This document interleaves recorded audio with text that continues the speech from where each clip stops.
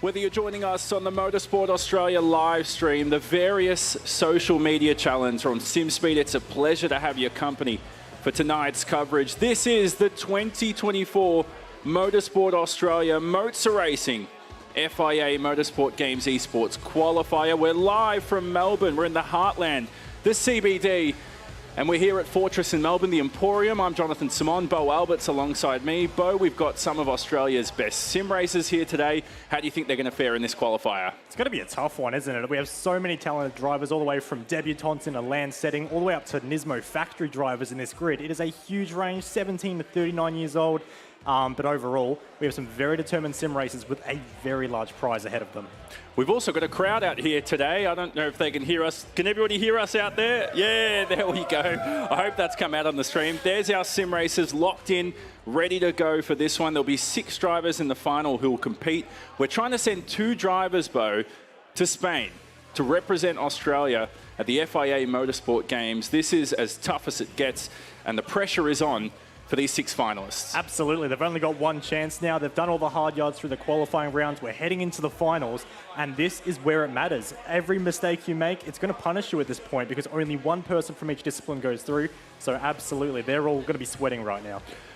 We've got sim racers from, like we said, all over Australia. Some of them have made their own way here and to race here tonight. Some from Perth, some from Queensland. The schedule tonight, it's an interesting one. We've had different rounds, of course. We'll have iRacing first, then Assetto Corsa. So 2 different simulators will be on offer. The iRacing drivers will race the Formula 4 car around Circuit de Nevada, and then on Assetto Corsa, Bo, it'll be the GT3 around the Circuit de Valencia. MotoGP fans will be all similar with that circuit. No, absolutely. Valencia is a circuit we all know and love. Plenty of runoff, very high-speed corners. Circuit Nevada, a little bit different, maybe a bit unknown to a few people, only recently introduced into the iRacing platform, but nonetheless, it's already proving to be a big driver favourite, and I'm seeing plenty of overtaking opportunities out there. Yeah, most definitely. And those 2 circuits, like we said, we keep the Spanish theme. They're 2 interesting circuits. Not a lot of these drivers would have raced around any of these 2, so it makes practice a little bit more interesting. And some of these drivers will have never raced on this equipment before in these simulators. No, absolutely. Of course, we're using a bunch of next-level racing and MOZA racing gear. Some very cool bit of kit, I have to say. We've got direct drive systems, and the drivers have been really good feedback from it so far. They're loving it. And yeah, they're going to be using it to their best effect in the finals coming up. Most definitely. So 23 drivers out there competing. We have 11 on Assetto Corsa, 12 on iRacing. We're going to send, like we said, 1 from each to Spain, but there's going to be 6 in each final. Obviously, first up will be iRacing. The challenges of iRacing, Bo, it's an interesting simulator. It's one which I think different drivers, you know, we saw one driver out there who's a gun on F1 by Codemasters. This one is a completely different beast. He didn't make our final, Sean McQuillan, but there are other drivers who are all used to iRacing. It's a different beast. It absolutely is. It is one of the more hardcore simulators on the market. And in the Formula 4 car they're racing, it's going to be very, very tough. You have to avoid contact at all costs and very much look after one another in this car. But the racing should be fantastic. It drafts very well. And these drivers are going to have to work very, very hard because one little mistake in iRacing, the car will snap on you. It is very unforgiving. And Bo would know best. He's a World Championship sim racer. He knows it better than anyone else, of course. You've raced under pressure. You've raced in live events, at home as well. Live events, what does that add to the element for the drivers? It's a whole different ballgame for these drivers because, of course, online we're always seeing drivers come together and everything, but after the race, if there's contact or an issue or something, it might just be a message or something. Here, if you are in a battle or something or in a heated moment with another driver, they're right there watching you as well. And at the same time, when you're qualifying, when you're racing, that driver is right beside you. So it's a whole different environment knowing that you're not alone in your own little space, in your own little comfort space, in your own sim rig at home. No, there's people watching you. All eyes are on you. You have to perform. Let's talk through some of our drivers in this iRacing final. The first one is Jake Burton. He is 25 years old. He's come here from Perth, moved to Melbourne during COVID. Not the best time to move to Melbourne, actually, for Jake, but he's found a new home here in the south. For him, he's got a lot of experience, not only racing in the real world, but in sim racing. Is that an advantage come tonight? It probably is, to be honest, because he has also been in these land settings before, of course. He has experience in the Supercars E-Series, and he's also driven a real supercar itself. So as far as they come, they're not more qualified than Jake Burton. And you can see a big round of applause in the background from our crowd here. Clearly a few fans of him here. he's got to be one of the guys you're going to look out for. Perhaps not a driver super known for his open wheel exploits, more on the touring car side of things, but you do not want to get on the wrong side of Jake, because any little mistake you make, he'll make you punished. Damon Woods is another. He's on the younger side of things, just turned 18 as well. He's one of our quickest tonight. You can hear a round of applause for him as well. As an 18-year-old, what were you doing? Would you be feeling the pressure as a driver to take you time to sort yourself out mentally, or do you think Damon's built for this? I think he's built for this, honestly. He is doing a fantastic job. I've seen him race in a number of different categories over the years already, and he has always performed ultra quick and did top our qualifying as well. So perhaps one of the favourites going into tonight's race, and it does go very handy in an open wheel car. So Damon absolutely needs to be factored into the equation. Marcelo Rivera, one of the oldest drivers in the iRacing field, one of the oldest drivers here out tonight. I spoke to him a little bit earlier in the night. He was one of the international finalists in GT Academy back in 2014. The pressures, I don't think Marcelo feels it. He thrives on competition. Do you feel that way? You've known a lot about his background. Yeah, absolutely. Of course, I'm a teammate to Marcelo, and one thing before a race, he's always cool, calm, collected. The rest of us are stressing, he always keeps a cool head. So when it comes to the start, a lot of these drivers are going to be super nervous in this land setting, as we've said. Marcelo probably won't be feeling the pressure quite as much. Ultra quick, and has been racing a lot in the Formula 4 recently, so he's got an experience as well. Turning 30 on Wednesday. Sorry to bring that up, Marcelo, but 29 for the moment. You can enjoy your 20s just for a few more days. Another driver as well racing out there is Zach Rattray-White. Now, interesting situation with him, Bo. He's just scraped into this final. Yeah, absolutely. Unfortunately, Zach did have to go through the last chance qualifier event, and it was a head-to-head between himself and his Vermilion Esports teammate, and he just, on the final lap, managed to scrape it in over his teammate. So unfortunate to knock out a teammate, but I'm sure Zach absolutely wants the glory for himself. Very experienced driver, most recently in sim racing, one of the newer names, I should say. Only been sim racing for 3 years now, but very, very competitive and has a bright future ahead of him. Couple other drivers in our final, Caleb Hydes and, of course, Daniel Harris. They'll also be racing this iRacing event. We'll go through them a little bit later on. So this race format we're going to have today, Bo, it's 30 minutes, no compulsory pit stop. The Formula 4 on iRacing around the Circuit de Navarra. Did you drive this car heading into this event? How does it feel out there? What are the challenges? Well, the interesting thing with the Formula 4 is it does have a very distinct warm-up phase for the tyres. So what you're going to see on these opening laps is the car skating around, struggling for grip, and not driving as much as the drivers may actually want. So they're going to be careful for that. As the tyres phase in over a couple of laps, it will grip up and it will provide some phenomenal racing. We've watched a lot of Formula 4 racing in the lead up to this, and every single one has been a barnstormer. Of course, thanks most of all to Motorsport Australia, the organisation of this event. The Motorsport Australia CEO's in the crowd tonight as well. You don't get much of a turnout for sim racing. It doesn't get better than that, I guess. And of course, MOZA Racing, who are also sponsors and partners. Fortress Melbourne, look at the get-up of this joint. This is great. This is as good as it gets for sim racing. Yeah, absolutely. I mean, the facility's amazing. They've been so welcoming for us as well. And yeah, I cannot wait to see what kind of show we can put on for them, because they absolutely deserve one. The best part about tonight, Bo, is we've got the rulebook ready on hand. There it is, Motorsport Australia rulebook. Every driver has had to have a Motorsport Australia Esports license to race tonight. Cost $100, but it might be worth it because all flights and accommodation is paid for the winners who head over to Spain for that FIA Motorsport Games to represent Australia. And what an honour that would be. Imagine having that on your sim racing CV to say you represented Australia in the Motorsport Games final. That's a crazy thing. And so far, I believe we've only had 2 Motorsport Games events as well. And it's just getting bigger and bigger and bigger as well. So to be a part of that, huge deal for these drivers. And I can tell you now, every single one of the 12 drivers across the Assetto Corsa and iRacing finals wants that spot. Most definitely. Look at the wheels as well. We've got some brilliant hardware out there. Next Level Racing rig. MOZA Racing have supplied us with the wheel and pedals. Every driver out there. The racing gloves, that's interesting. Bo, do you race with gloves at home? I am a bit of a glove user myself, but it very much is personal preference. And you'll see a lot of that with these drivers. You can see as well on the footwear side of things. Some rocking the boots, some rocking the socks. It's a whole different thing. It's all about how you want your feel basically on the pedals and on your hands as well when it comes to racing. And you can see Jake Burton there has his gloves on. Driver next to him does not. So a big split in opinion on that matter, but nonetheless doesn't affect performance at all. You saw Jake Burton's gone for the socks. You are allowed socks, you're allowed shoes. You're not allowed bare feet. No. Any reason for that? The smell? Many reasons, actually, yes. But smell is definitely one of them. But yeah, can't say I'm a barefoot fan myself. Yeah, well, I've raced barefoot a little bit. It kind of helps. You get a bit of a feel for the pedal. No? Okay, No. I'll get a fair no from I'm going to Bo stop you right there. on the barefoot front. Tonight as well, so after iRacing, we'll have the Assetto Corsa final. There'll be 6 drivers from that, so we'll talk about them a little later on. The chance to go to Spain, Bo, you've travelled internationally yourself in the past, but to represent Australia, it's not quite the Olympics, but for sim races, it almost feel pretty similar.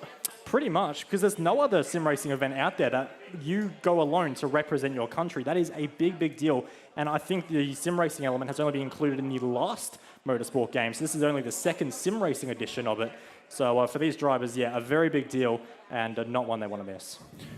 iRacing, there's been a lot of changes over the last year. Weather has been the one that has been the biggest change. It probably won't rain tonight during the race. It's going to be dry conditions out there for the drivers. But what kind of challenges are they going to face? How realistic is this simulator? It is very realistic on the whole weather side of things. So what you're going to see impacting these cars is everything from the cloud cover, the ambient temperature, the humidity, and a whole range of other factors as well. And the drivers will notice that as well. If there is a sudden shift in 10 degrees Celsius ambient temperature during the race, the drivers are going to notice that. They're going to feel the cars, if it cools down, it's going to grip up, and if it does increase, the driver's going to be sliding around a lot more. So by all means, what you see on track isn't just a static simulation, it's constantly evolving, very dynamic. The Formula 4, that's also the car they're racing. Open wheelers, how do you fare with open wheelers? You pretty good at them? Pretty horrible, actually. They've got too much grip. I prefer being a bit sideways on dirt more than anything. But no, these cars are very fun to drive. And I'm sure a lot of people who have played iRacing have driven the Formula 4. It's a very accessible series, and a lot of people race in it. And the racing is phenomenal. So absolutely, it's a great car to have for this kind of event. So our drivers are getting ready for the final. We'll bring that to you in just a moment's time, a 30-minute race. As we said, no compulsory pit stop required, but for the Assetto Corsa race later on, that's going to be pretty interesting. They must make a pit stop to make it to the checkered flag. Here are our drivers for the final. We covered them off earlier. Look at the age difference. You've got Marcelo Rivera, 29. He's got 11 years to the youngest driver of Damon Woods. It's a vast different experience. I think we're underway. Is this the race, everybody? I think it is. Yep, it absolutely is, and already we can see our pole sitter, Damon Woods, out into a bit of a lead there with Marcelo Rivera in second place, Jake Burton in third, but all single file, all cars alive for now. That's exactly what we want to see for the race start. Damon Woods has been quickest through the qualifiers, but he's followed by 2 veterans of sim racing, Marcelo Rivera and Jake Burton. We ride on board here with Caleb Hides in 4th place, the 19-year-old. This is the Circuit de Navarra. If you've never raced around here, it's a unique circuit around Spain. It's a pleasure to race around here as they come through the back straight. I think Woods is in trouble. Rivera could take an early lead. One thing you're going to see a lot in this Formula 4 is it takes the slipstream extremely well. So getting behind another car, following them behind closely, you're going to notice it is very easy to try and pass them. As you can see a driver off, that might be Caleb Hides running a little bit wide in the background, and maybe that's contact with Daniel Harris. We see him falling down to last now as well.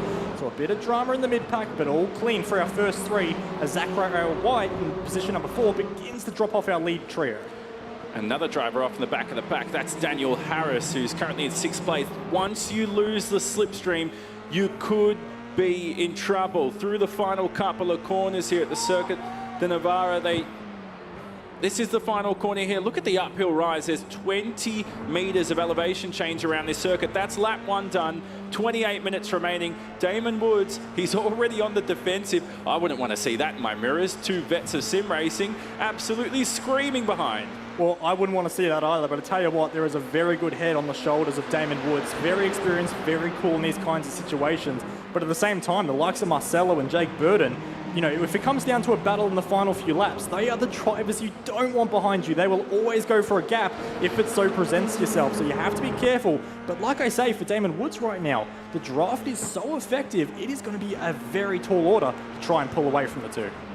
We saw some contact earlier in the race. There are incident points tonight. 13 on offer before you get a penalty. Little moment down the back of the back. The crowd's loving it tonight. I actually love this as well. They're getting more excited than us at the moment.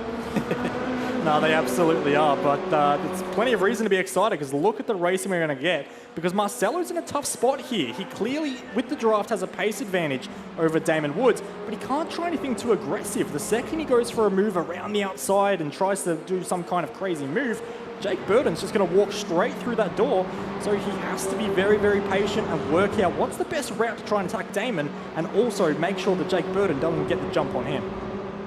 We talked about those incident points, Bo. For anyone here tonight or anyone watching on the live streams, thanks for joining us. What are those incident points? What do they mean? So what we're going to be looking at is each driver is going to have 17 incident points to use up over the course of this race.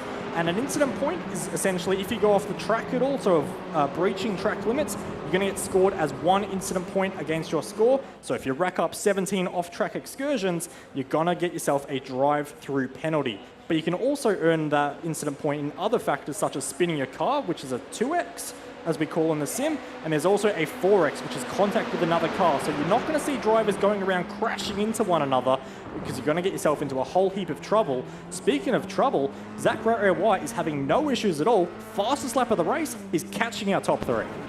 He's doing a great job in 4th place to reel himself back into the slipstream. If you've never seen this circuit before, this is turn 5, a long sweeping left-hander. This circuit's hosted Formula 4 before, Superbikes.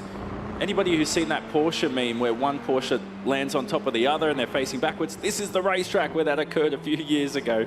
This is now turn 8, and then the long back straight, another overtaking opportunity for not just Rivera and Burton, but Rattray White is right on the cusp. He's right on the gearbox of Jake Burton behind, who we ride on board with in 3rd place. Yeah, Jake's looking very good at the moment, not really looking under any pressure at all in terms of keeping up with these two. He's doing this very easily right now. And he's in a good spot, of course. Like I say before, if Marcelo tries something, Jake could have a very nice opportunity opened up for him.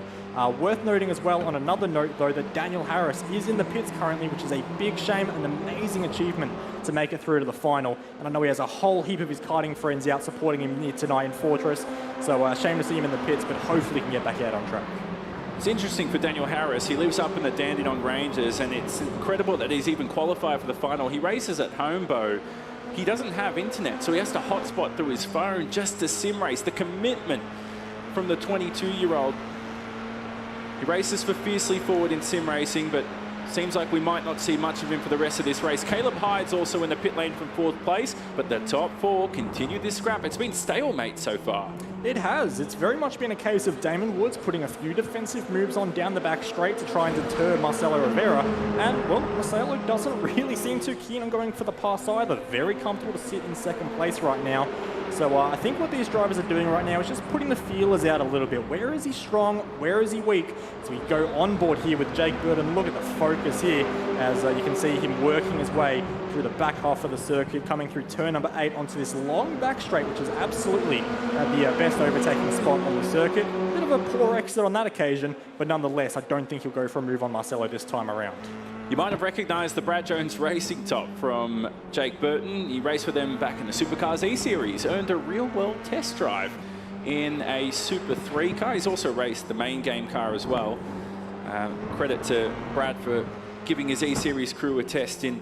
Not many people get to race a supercar. That's as good as it gets for Jake Burton, and he earned that all through sim racing. Today, though, Bo, one of these drivers could go to Spain, like we said, and at the moment, it's going to be Damon Woods who'll represent Australia, but there's still 23 minutes remaining. I don't want to call it too early. No, definitely not, but yeah, you're right, and I think especially for this top 3 as well, I don't believe any of them have raced internationally for a sim racing event. Maybe Damon Woods has with his Door Esports outfit, but nonetheless, this is a big deal for every single one of them. So you know you want it, and you can tell as well by the weaving we're seeing from Damon Woods here that he wants to hold on to that position. Marcelo getting ever closer into the opening few corners, but yeah, still not really launching any attack, and this is where it becomes a bit of a chess match. Who blinks first when it comes to making an overtake on the other person? Damon Woods probably has it easiest. Don't want to overtake at all. Clean air in front.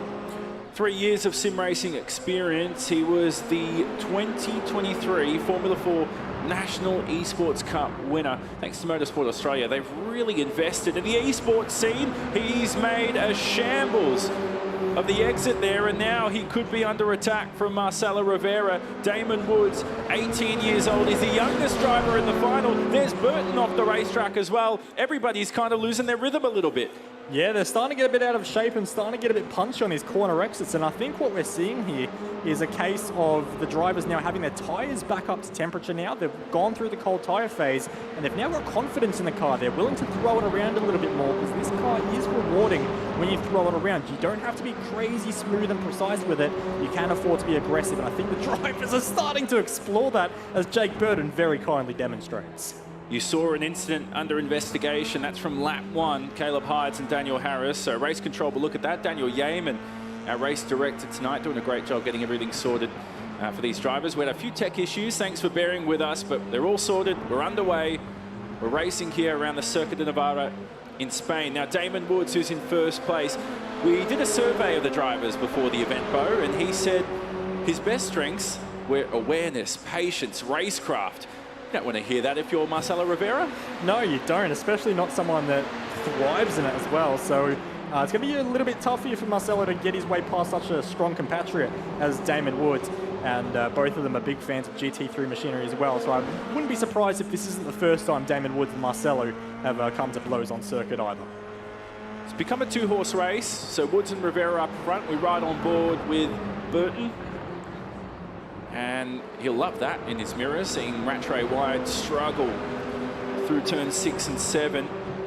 Rivera, now look at the speeds of these cars. You reach top speeds of 220 kilometers per hour.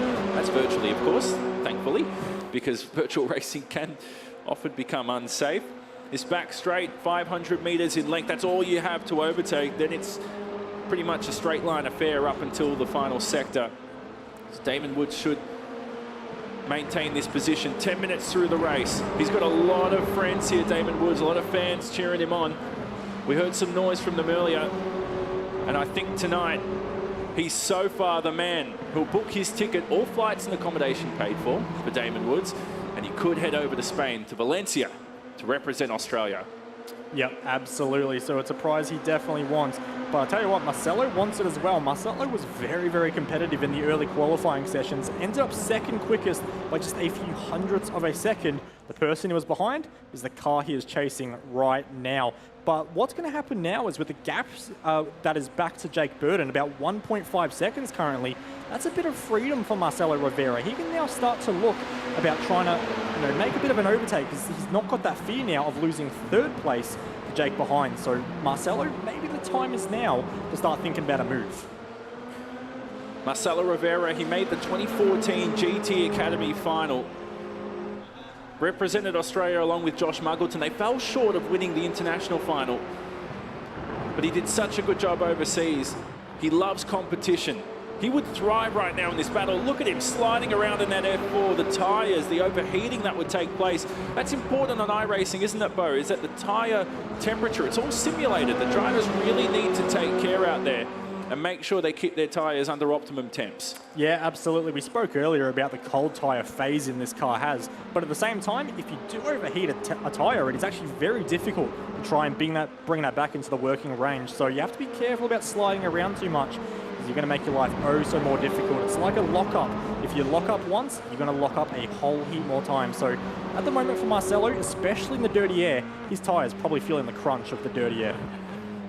So an update on Caleb Hydes and Daniel Harris. They're both, one of them's out of the cockpit, the other one's sitting down just on his phone, actually. He shouldn't be doing that, but anyway. I think they've had terminal damage to that car, and so unfortunately they can't repair it, and so they will take no further part in this one. As now Rivera, this is as close as he's ever been, I think. Look at the gap now. It's becoming less than 2 tenths as he heads towards turn 1. Turn 1's not a braking zone, but there's an opportunity into 2 and 3 to make the move. There definitely is, and Zach White now sets the fast lap as well, so don't count out that battle pack behind. But look at the different lines there through turn number 2. Marcelo's beginning to just try and see what's possible. On a slightly different line, can I get the run on Damon Woods here and maybe launch a move heading into turn number 5? Not on this occasion, he can't. As you can see, the dirty air effect there, just pushing his car ever wider right behind the 56 car in front. But we're heading into the best overtaking spot on the entire circuit, as this is chance. Shifting down to third gear through there. reach about 200 kilometers an hour on this back straight. Damon Woods, look at him just weaving a little bit. That's borderline on the brink of breaking the walls, Damon. He's just got to be careful a little bit. He's raced some Victorian State Formula Ford in real life, away from the simulator, so he's got that experience up his belt. And he lives and breathes motor racing, let alone sim racing. His muscle memory is as good as anyone else out there. The challenge of tonight, Bo, was a lot of these drivers, they never raced on this next level racing rig. They never had the MOZA wheel or pedals. They had to get as much time as possible. They had to come in, well, I think you're only allowed 2 p.m. onwards, wasn't it? Before you were allowed a 20-minute practice session, and then that was it. You went straight into round 1 and the LCQs. They had some qualifying sessions. We then took the top drivers to this final. Now we're down to 4. And Damon, obviously so far, has gotten used to everything as quickly as possible, the equipment. And so far now, looks to be breaking away from Rivera by just a touch. If he can break that toe through the exit here, the gap's about 3/10. That's as crucial as it gets. If Marcelo loses the toe, that'll be day done. Do you think, Bo, Marcelo is maybe hanging back here on purpose, or am I looking into it a bit too much? No, I think you're probably right on the money, in all honesty, Jonathan. Because at the moment, if Marcelo does go for a move on Damon Woods, Damon is going to have 15 minutes to try and fight back. So at the moment, Marcelo's in a good place. He's just being towed around the circuit by Damon, letting Damon do all the hard yards in clean air, and Marcelo can maybe look after his equipment a bit more, try and nurse the tyres, just keep himself in a cool, calm composure, and when that final lap comes, then he might strike. But leaving it to the last lap is always risky, because of course, if you don't make the move stick, you've lost your only opportunity. You ever raced around this circuit before? I've done one race, and it was a wet race here in GT3 cars, and I decided slick tyres was a good idea, and I can tell you right now, slick tyres was not a good idea. So I have done laps in a race around here. I have not raced around here. It's an interesting circuit for those who've never heard about it before. It's in northern Spain. It's about a 2 hours drive from the French border. For us, virtually in Melbourne, it's available at the click of a button. It's a free circuit on iRacing, of course, as part of your membership. Very tricky, technical part of the lap. This is the lowest point, 20 meters of elevation, as we said. Then we rise to the highest point, which will be the braking zone at turn 3 coming up. What a camera angle this is, riding behind Marcelo Rivera, who, the 29-year-old, we said, celebrating his 30th birthday soon. Not sure if he's brought family out there in the crowd. I was talking to Marcelo earlier. Would have been a good question. His racing gloves, which he's wearing, interestingly enough, Bo, were given to him by his uncle. And he'll talk about that a little bit later on in the coverage, but he's racing in tribute for him tonight. And his uncle, who passed away recently, was a very big supporter of Marcelo throughout the sim racing scene. Yeah, that is a very cool little tribute there from Marcelo, and it's always cool to hear those stories as well in the sim racing space. And we see it a lot as well with drivers, you know, maybe using gloves from a different driver or a different generation or something of the likes. And hopefully Marcelo can take those gloves to victory tonight, but Damon Woods is not going to make it easy.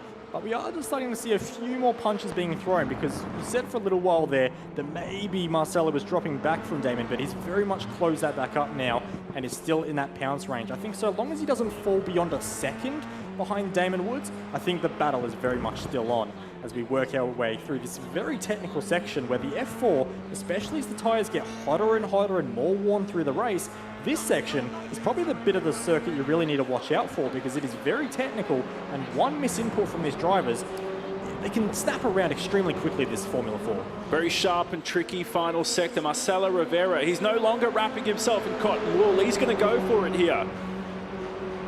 2.5 tenths to gap. He just can't get past with the slipstream. Is there anything you would do in this situation, Bo, for Marcelo to get past? Right now, I don't think he's doing anything too wrong. He's just sitting behind and just keeping things nice. He's not going for any 50-50 maneuvers, right? He's only going for any kind of an overtake attempt if it's 100% on. So he's keeping themselves clean. He's keeping himself in a great spot into these coming laps, especially as the clock winds down, just looking at 13 minutes left in this particular race. And he knows where the opportunities are. He knows where Damon's perhaps a little bit weaker. We've seen that a few times through that particular corner, the exit of turn number 6. But Damon just likes to get the car sliding a little bit, so maybe Marcelo can use that to his advantage in the coming laps. riding on board with our leader. What would you do if you're Jake Burton in third place at the moment? Go as fast as I can, quite simply.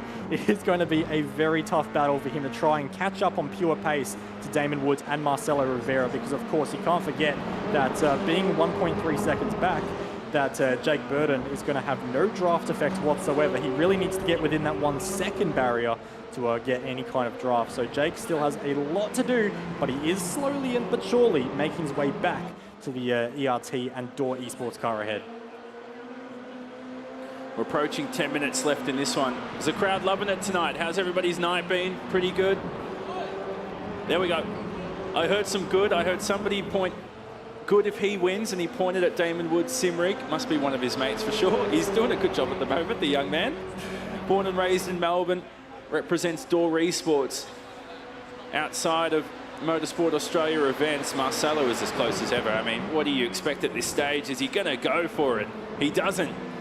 Still waits behind for the moment. Damon Woods, he has an interesting story, like we said. He's got a bit of real-world racing experience. He's been in sim racing, though, since he's about 14, 15 years old. He's been racing for years. He's one of Australia's most promising young talents. He definitely is, of course. I actually was at a sim racing event myself a little while ago, and Damon was there, didn't even have an iRacing subscription yet, and he was asking a lot of questions about it. And after that, he eventually got an iRacing subscription. I watched him for the first probably 6 months or a year once he got his iRacing sub, and you could see his little iRating graph, which is the skill rating essentially of a driver, was just climbing up at a rapid rate. So clearly on the move and very fast developing driver, and it's no surprise to see him leading such a quality field right now. See him working his way now through this tight little section once more. Marcelo just hunting underneath the rear wing there of the 56 Door Esports car, but cannot do anything about it. So this is the incident from turn one. This is Caleb Hydes and Daniel Harris, and there's the contact. Look, he's livid as well about the incident. And look, damaged steering, so that's caused the end of the race for both Harris and Hydes. And imagine that, Bo. You've put all the effort into this race, and it continued, hasn't it? The beef continued a few corners later for these two. Yeah, it has. It was a very aggressive move there from Daniel Harris on Caleb Hydes. You can see a big move under brakes there as well, and more contact between the two. No surprise to see two wounded cars after that. And oh, it continues again. Daniel Harris not happy there. And a big coming together as we go side by side for our race lead. Marcelo Rivera tries around the outside, can't get it done. Imagine if he waits till the final lap to pull off the move. It couldn't get more devastating than that. There's been a position change, though, at the back. Zach Rattray-White has made his way past Jake Burton, and Jake Burton draped all over the rear end of him. So position change has happened for third and fourth, yet to happen for first at the moment.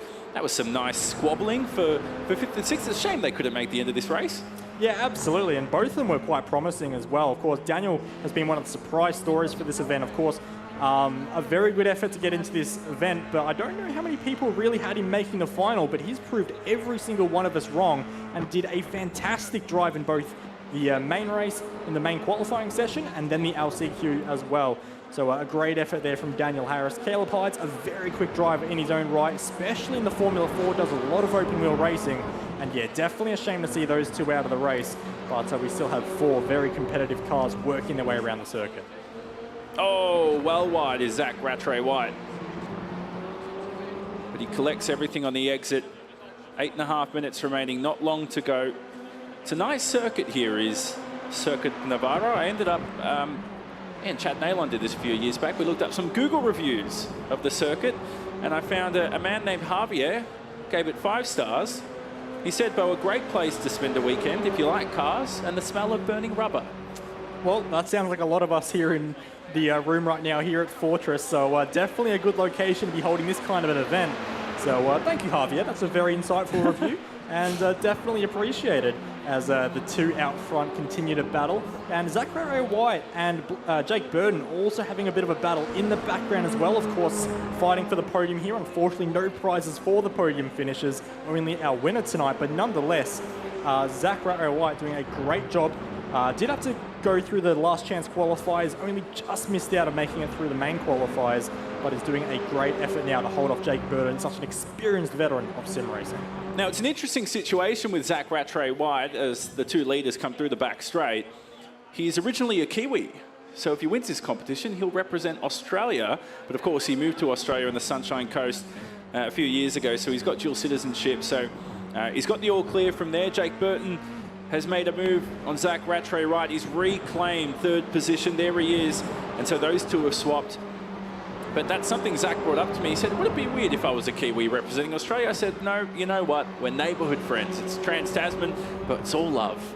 Well, I mean, it wouldn't be the first time Australia's tried to claim a New Zealand star, would it? So definitely not the first situation that has happened with. Of course, you think back to Scott McLaughlin, Shane Van Gisbergen as well. Many people forget they're Kiwis, but nonetheless, New Zealand a very strong place for motorsport talent. But I think Australia right now coming out on top, first, second and third for the homegrown heroes. And the battle to be number one in Australia right now still raging, as we can see working their way down the front straight. The gap stands at 1/10 of a second. Marcelo gonna think about the outside here. It's a super quick turn number one. It's all about how aggressive on the brakes he wants to be. Thinks about it, but gets his nose out of it. Not willing to keep that fight up just yet, as the clock hits 6.5 minutes remaining in this 30-minute event. And I've just taken a look behind me. Damon Woods his veins are ice cold. He's not feeling the pressure. Oh, he's had a moment. And the two have collided. A thumbs up from Damon, but a sarcastic one. And that, well, Marcelo, I think, still in the lead. So how will the stewards look at that one? And controversial contact has spun this race upside down. It's gone topsy-turvy. And at the moment, Rivera remains in first. But for Damon Woods, I think his chances are done and dusted to head to Spain. I think so is Marcelo Rivera's. I think he's got a lot of damage to the front of that car. You can see him sliding his way in towards that corner. And there's very likely a penalty potentially looming over the car number 6 here. So that battle we saw raging on between Jake Burton and Zach Rattray-Wright for position number 3, this may be not for the podium. This might be for a plane ticket, punching your way all the way through to Valencia for the Motorsport Games final. 5 minutes remaining. We didn't expect that. Out of nowhere, Damon Woods, who led every single lap of this race, started on pole, has been shafted from the lead. And I'm sure Marcelo didn't mean it intentionally at all. It would have been very, very close. We'll take a look at the incident in a moment's time. But at the moment, with that damage you mentioned, Bo, there could be potential damage to Marcelo Rivera. He could fall under the clutches of Burton and Rattray-Wright behind. And that incident from race control, you can see at the top of your screens, it's under review. But now, look at that purple lap time from Burton. He's on the hunt for that ticket to Spain. Yeah, absolutely. Out of nowhere, Jake Burton is fired up. He is ready for this fight. Him and Marcelo also have a little bit of history leading up into this race. I think back to the Motorsports Australia sponsored E-Series they sponsor, and Marcelo and Jake have come together on more than one occasion this season. So there is definitely a bit of a rivalry brewing between these two here, and this could be the climax. Like you say, a ticket to Spain is on the line, and Marcelo is struggling. The front wing damage to that number 6 Evolution Racing Team Formula 4. Jake Burton, the number 1 TTR car, waits patiently. He's not ready to make the move yet, but almost into the gearbox of the number 6. And behind, Zach Rattray-Wright is ready to make a move. He tries to sneak up the inside. We're in the final sector here. Few corners to go, but there'll still be a few laps remaining. Now, Bo, when will that checkered flag come out? Not to confuse the viewers, it won't be when the timer ticks 0. No, definitely not. When the timer ticks 0, what that means is that it's the final lap of the race, but this is what we need to see. The run through this high-speed corner, and Marcelo misjudges it. And I don't know how the stewards are going to look at that, but I don't think it's going to be favorably to Marcelo Rivera, carrying a lot of speed. Didn't account for the speed that Damon Woods was carrying. You can see just on his line here, spins it around, and I tell you what, definitely an ice-cold reaction from Damon Woods there. He didn't have to say much. That's as brilliant as it gets in terms of reaction. Here's Burton behind, ready to make the move for first place. There's history between these two. And here comes Rattray-Wright up the inside. He had to back out of it. That was a smart move. But now he's lost crucial tenths. He may have potentially lost the slipstream, and there it is. Black flag for Marcelo Rivera. So whatever happens, he's got a penalty. Jake Burton at the moment is your effective leader. Yeah, he is, but Marcelo, even though he has a black flag, doesn't have to get out of the way right now. He can back up Jake Burton, and that could bring Zach Rat-Ray White back into this battle. Just because this black flag is there for Marcelo, this race is not over. He's going to lift off. He's going to let you two through. This is now 2.5 minutes on the clock for a plane ticket to Spain. It is Burton for TTR Racing versus Zach Rat-Ray White for Vermilion Esports. A shootout between these two for that elusive ticket to Valencia. How brilliant would it be for not only Jake, but for Zach Rat-Ray, right? That man right there. He's got an interesting story, Zach, like we said, the Kiwi, part-time Australian. His grandfather has raced Grand Prix cars. He used to know Jim Clark. He used to have Jim Clark over for dinner and for lunch as well. He's got a racing history, a racing family. Marcelo Rivera in the pit lane, you just saw at the back of the shot, and he'll take that penalty, and that means officially now you'd have to call off his chances unless something even more dramatic happens. Minute 48 remaining, Bo. Here we go, the shootout for one plane ticket to Spain in late October. Absolutely, and what we saw there was no white flag thrown from the iRacing flag steward, what we call Barney. So I think we're looking at 2 laps to go here. No white flag yet. So Zach still has a bit of time here in his back pocket to try and make something happen against Jake Burton. But before he can even try a move, he has to close down a half a second gap. Now in the Formula 4, we spoke about it earlier, it drops extremely well, so that gap is not unsurmountable. He just needs to keep it within those white lines. And if you don't, you'll score incident points. 1 incident point every time you get an off track, as it's called. If you abuse track limits, you're allowed 13 of those, the rules say, for this race, before you then get a penalty for every additional 8 after that. Burton is borderline here, writing his own rule book on the back straight to turn 8. There was a massive incident there, and if anyone's watched Spanish Formula 4 before, which I can tell you have, Bo, back in the day, it can happen at turn 8. Here they go through 11 and 12, and with 30 seconds remaining, Jake Burton looks like he's in great position to head over to Valencia. What a race this has been. The Motorsport Australia, MOZA Racing, FIA Motorsport Games, Esports Qualifier. Thanks to Fortress Melbourne for hosting us. It's been as good as ever. This is what we love as sim racers. Live event, a crowd to spice things up, and a thrilling race to the finish as Jake Burton will cross the line. 1 lap to go. 1 lap around this super technical circuit with a very hungry Vermilion Esports Formula 4 chasing you down for the entire length of this circuit. It has held a great race so far, but can Jake Burton hold his nerve for one more tour? You can see Zach so late on the brakes in towards turn number 1. The gap was half a second, now looking at just 0.4 of a second. It's coming down, but not as quick as he'd like, because of course, the longer he takes to get to the back of Burton, he's running out of overtaking opportunities. He has to get there now. What a story this will be if Jake Burton makes it. 3-round wins in the Supercars E-Series, races in the Logitech G Supercars Pro Invitational. He's so good in tin tops. If you spoke to him and asked him who would win out of Australia's best open wheel races, I don't even think Jake Burton would put himself number 1. And so far at the moment on iRacing, he's in first. The stewards will potentially look at that move on the back straight. The final trip through turn 8, Burton's run wide, and I wouldn't be surprised if through the final sector, Rat-Ray White pulls off a move to win it. You can see there, Jake is so focused right now. He knows exactly what he needs to do to hold off Rat-Ray White right now. But Zach is going to be pushing as hard as he ever did. Remember, he came through the last chance qualifier. He got a second chance at this. And now into the final corners, this is his chance. Can he get it done? 2 corners to go, there's 14, and then the final braking zone. He's going for it, the lunge, and Burton shuts the door, and that's it. Jake Burton will be your winner of the Motorsport Australia MOZA Racing FIA Motorsport Games Qualifier. He will head to Valencia. It won't be the Olympics, but he'll represent Australia. Look at the sigh of relief from Jake, the pressure he would have felt. And at the moment, the fist is up, he wins it, and well done to Jake. He's won himself that trip to Spain.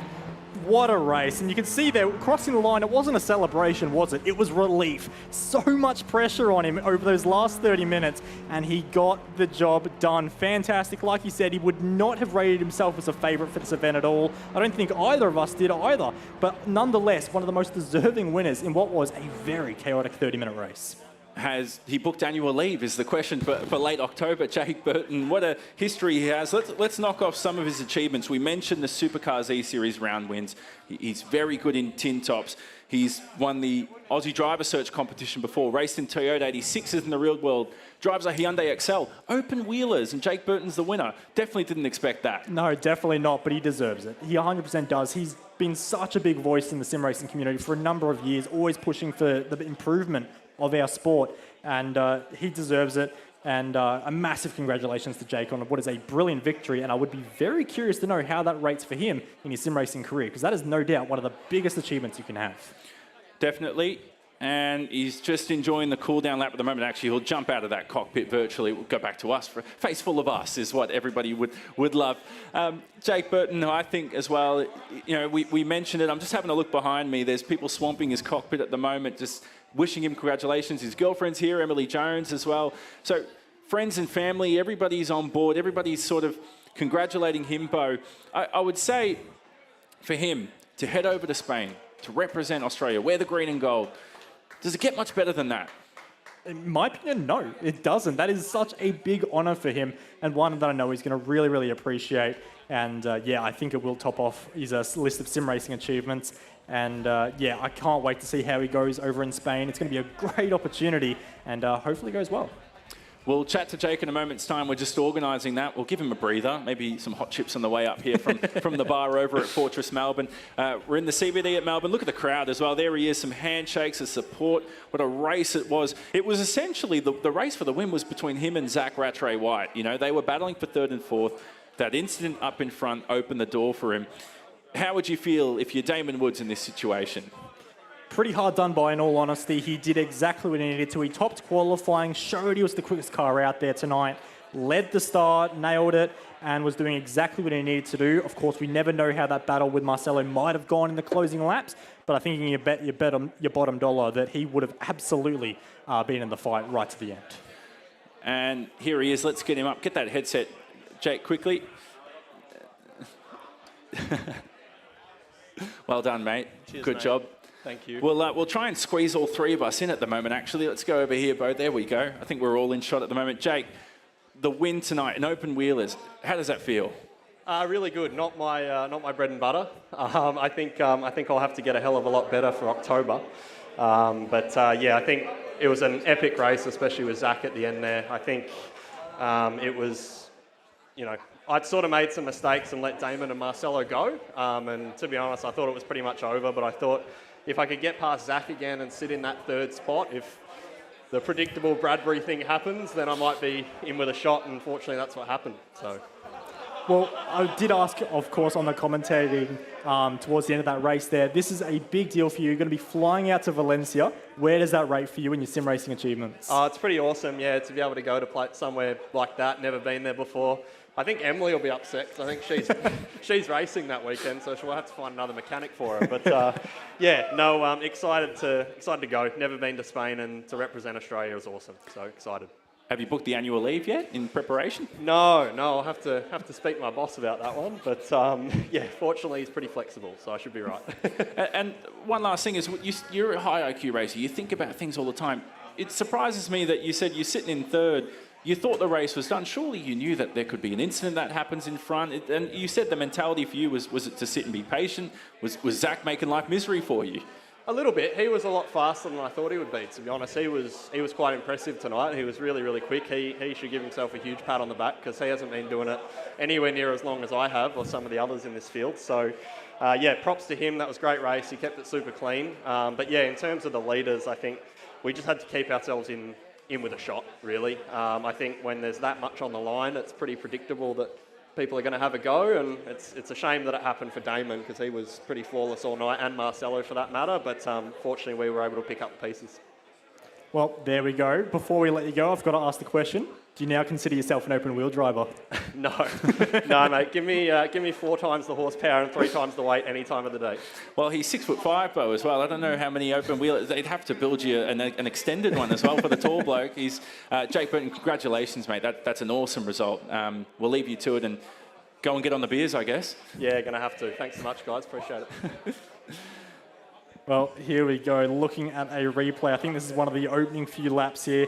You can see Damon Woods led from the start, did such a good job, but it was always, how would he go against Marcelo Rivera? Daniel Harris, however, unfortunately didn't survive the first lap. A bit of chaos unfolding between both himself and Caleb Hides. Well, this wasn't the most dramatic incident for the race so far for the iRacing competitors. This is what we thought so far ruined the race for these two. It did. They both had to pull out of the cockpit. Their day was done. And a very dramatic Daniel Harris, he wasn't happy with that at all. And the squabble continued on up to here as well. And there we go. Terminal damage for both those Formula 4 cars. A bit of a heartbreak for them. Yeah, definitely. It's a shame to see their race end in such an unfortunate manner. Both were very strong coming into this. Daniel Harris, a great job to make it in the finals, and Caleb had a lot of potential there. But we saw early on, Jake didn't look too comfortable, sliding the car around a bit. You can see they're falling down to 4th. But definitely this battle here was the one we're all talking about, especially that incident, contact between the two, which resulted in a penalty for Marcelo Rivera and a bunch of time lost for Damon Woods. So a twin dual horse race then turned into just a dual horse race between these two, Jake Burton and Zach Rattray White. This is the final corner before Burton then ended up winning the race and booking his ticket to Spain. Good on you, Barney, for waving that checkered flag and doing it with ease. I think he needs to run on the track next time, Barney. Do the old Formula 1 checkered flag from the 1950s. What a moment for Jake Burton. That moment there, though, do you think Zach should have snuck it up the inside and pulled off the dive bomb? I mean, it's one of those things, of course. You need to be respectful to your competitors. You need to make sure you're not pushing anyone off the road. It's one of those deals, but at the same time, it's a trip to Spain. He might be kicking himself later thinking, oh, geez, what if I just went a little bit deeper? But nonetheless, to come second by just 0.5 of a second, you can't be too upset with that. Damon Woods in third. Commiserations for him. He drove splendidly all day up until the incident. Rivera then one lap behind in fourth. Obviously, the DNFs for Caleb Hides and Daniel Harris. Good race, Bo. Did you enjoy the action? How could you not? That was fantastic. Of course, a lot of people might be thinking only a 6-car field. It may not be the most intense racing. I think we just proved that wrong. And that's a very interesting race. Battles all throughout. A lot of strategy in it as well. And hey, we've got another one to come. That was just the appetizer. We've got the main course coming up for you after this. You're watching the MOZA Racing FIA Motorsport Games Esports Qualifier. The Assetto Corsa runners. We've got 6 more of them racing for another ticket to Spain. I also think this place is a little bit overrated. You go there and it's just like a massive flat airfield. I don't want to dump on it too hard. Personally not a fan, but still pretty iconic, so I'll put it in B tier. Probably have to put it A. The atmosphere when it comes to real life races there is amazing, and in sim racing as well. It's a very fun track to drive. Everyone's always super competitive there. Good in downforce cars, not so good in GT style. I'd say put it a B as well. Fast flowing track, obviously had some great success there with winning GT Academy, but it's quite a cool track. We'll give that an A. I'm going to put it C tier, or anything pre-2003 or 4 mid-2000s. Great track. Any layout after that is just no thank you. I'm going to put it in A because I've been there and I just like the way the track drives it. Spa, it's got a good mix of everything. I always like this place. I'd really love to drive there in real life. Epic place. Not quite Phillip Island though, so I'll put it in A tier. Put Spa as an A as well. Spa is always very fun to drive. You get good racing there in sim racing as well. I'd say an A tier. Good track, good racing there. S for me, with the opportunity to do a 24-hour race for real there. And it's just a cool track. Put as an A tier track. It's overran. It's a track that every single league runs at least once a season. I would rather have the 1970s layout where it was 15 Ks long. Spa, straight to S. Spa, we don't need to explain anything. Suzuka, I think the most underrated track in the world. It's so cool, so fast. I think Formula 4 cars or wings and slicks cars at this track would just be epic. I'm going to give it S. Suzuka, I am going to have to put a B. Suzuka is a fun track to drive, but I haven't had much success there. So I really don't like this track, to be honest with you. I'm going to put it in a C, I think. Suzuka's very tough. I would probably give that a B. I would put it S, but it's honestly an A tier track. has a lot of mystique, amazing facility to race at. Suzuka as well, S. I love this track. It's my favorite track. Tsukuba, a lot of the Japanese car fans and Gran Turismo fans won't like me for this one. It's too small. I'm going to put it in a C tier. Tsukuba, now I feel like everyone's going to be judging me based on what I'm putting A and B, but Tsukuba is going to be an S for me. I really love how short and fun it is, and because it's so close, like qualifying in the races, like everyone's within like 2 or 3 10. Scuba, D tier, where it belongs. Tsukuba, obviously time attack track in Japan. It's a very cool close racing you can have on sim racing, which is cool. But I'll give Tsukuba a B.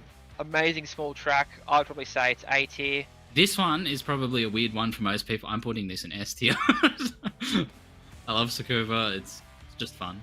Watkins Glen, a track that I absolutely love. Depends on which layout you're running. The old NASCAR version without the boot in it is epic, but the boot section sucks. So for that reason, I'm going to put it as an A tier. Doesn't quite earn S. I'm going to have to put it B. I really love the flowiness, especially the full circuit. A lot of the series these days use the mini circuit. The mini circuit isn't as fun as the long circuit. Watkins Glen, probably an A tier track. Quite like it. One of the recent tracks that I've had the chance to do some sim racing on and stuff, which has been cool across platforms. It's a tough one. Probably give that a B. And Watkins Glen, I would probably say it's an A tier track, but if you're behind someone in an aero-dependent car, it's not a fun time. It's a track that you have to have clean aero for all the time. In B tier, I guess. I don't love it. I don't hate it. God, I hope we don't race that. Cool track, nice and big by dirt oval standards. I think a little tough in smaller power cars. Like you really need to be running a 410 sprint or something to enjoy this place. So for that reason, it's sort of a B tier, I reckon. I'm not really a dirt oval person, so for that reason, I'd put it at C. I think I've driven it once. Eldora, D tier. Yeah, that seems pretty boring, not gonna lie.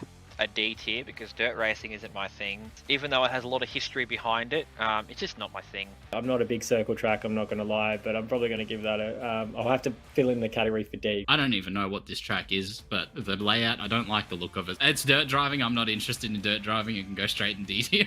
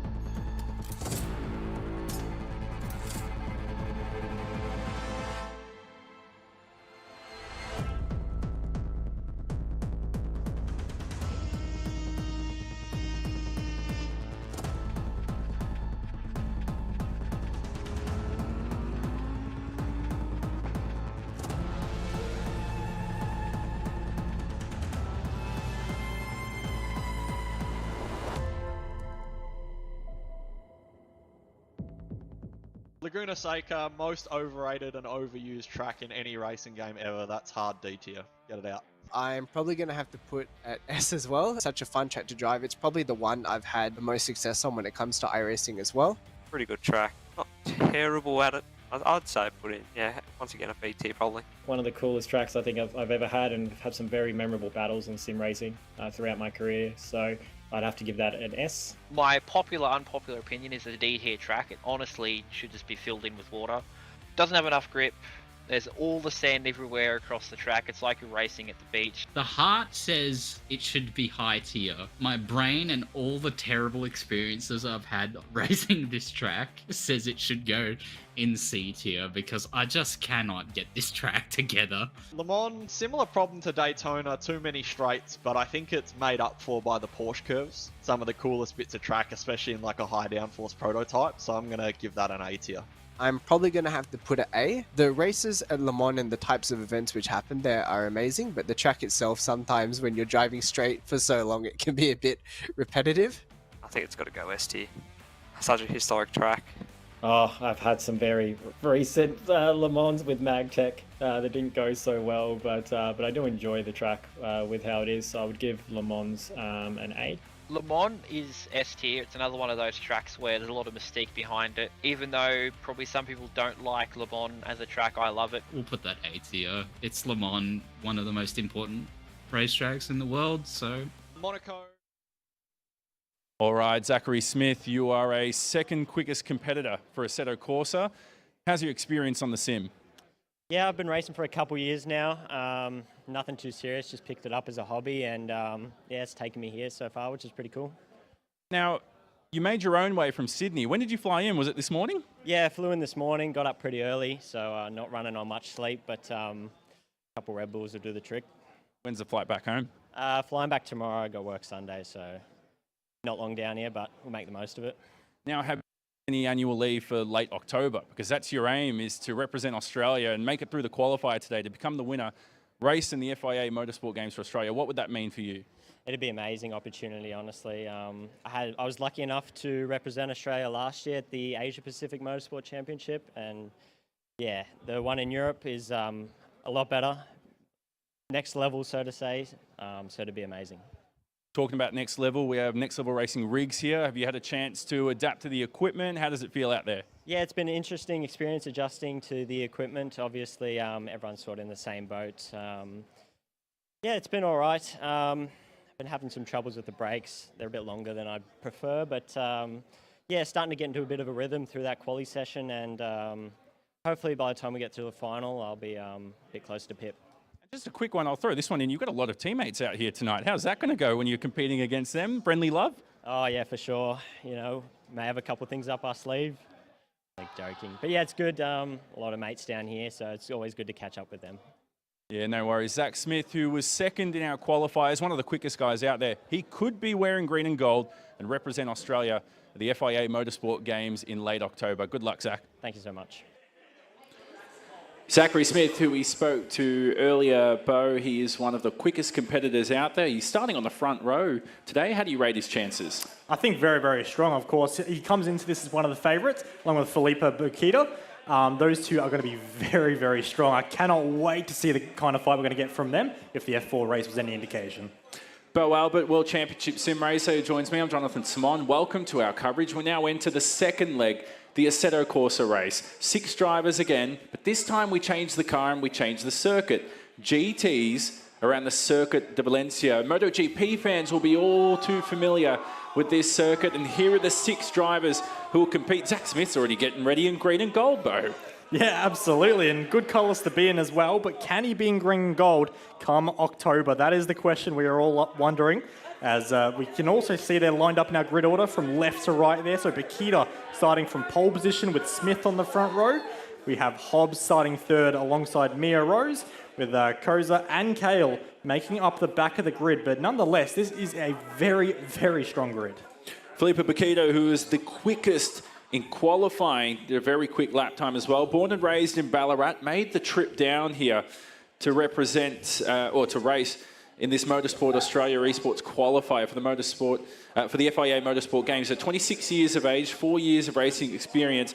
The interesting part about Felipe Bakita is after seeing the balance of power with these GT cars, Bo, they've opted for the McLaren. Oh, not the McLaren, sorry, the Honda, I should have said. They talked to me about going from the McLaren. The Honda is their car of choice. That's going to be another talking point. Yeah, definitely. Of course, free car choice when it comes to the Assetto Corsa side of things. All cars are equalised with a balanced performance. But yeah, a late little decision there from Bakita to switch out cars. But one person that is also in the Honda is Zachary Smith. Zach Smith, Smithy, as he's known to his friends, 21 years of age. His dream race, the Nürburgring 24 Hours. There's a lot of drivers who listed that as their dream race to attend. It's not his first in-person event. He was last year's Asia Pacific Motorsport Champion. He raced in the sim racing event as well. That was the first ever time he raced in person. Today, though, that will help ease the nerves for the young man. Yeah, definitely. And he does rate one of his biggest strengths is adaptability. And, you know, we speak so much of adaptability when it comes to this LAN event. Of course, we are looking at new rigs, new wheelbase, new pedals and whatnot. It is a whole different ball game, and that could play into his strengths. The Circuit de Valencia, Bo, with GT cars. Now, you yourself, you're good in tin tops, GTs. What's the challenge these drivers are going to face? Well, the big thing with this circuit is there is so much runoff to abuse, so you really can have a big play with track limits around this circuit. We already saw in qualifying, they're fairly lenient. So what you'll see is, unlike the Formula 4 side of things, you'll see the drivers using the track limits a lot more, using the curbs, using the AstroTurf to try and gain an advantage. So more than anything, racing line is going to be very critical here at Valencia.